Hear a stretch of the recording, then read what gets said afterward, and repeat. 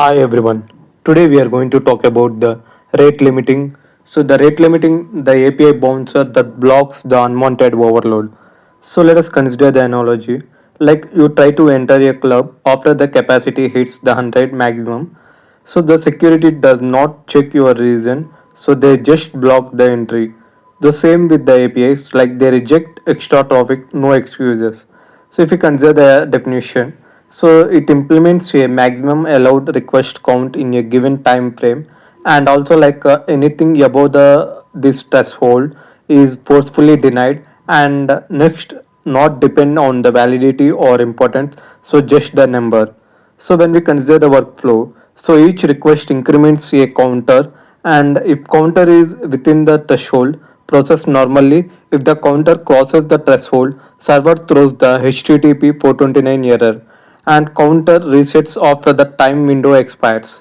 So if we consider the real-time example, so when the login rate limit equals to like 50 requests per minute, you accidentally hit the login button 60 times in a 1 minute.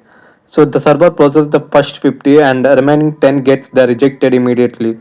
So realistic response breakdown like HTTP 429, which means like too many requests, and which retries after like 60 minutes, like try again after the 60 seconds.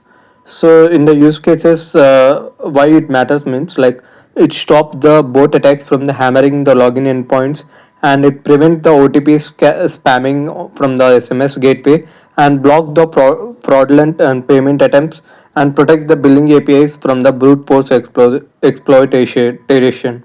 So when we are going for the testing, like sending the sequential and brush topic to the check the blocking the threshold, and validate the 429 error under the expected and unexpected loads, and monitor the logs for blocked IP info, and check that server performance remain unaffected.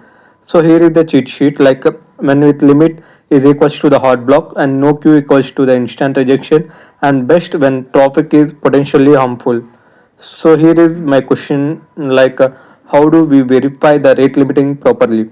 So simulate the brush traffic beyond the threshold, and ensure the API responds with the 429, and check the response headers and confirm logs reflect the blocking behavior.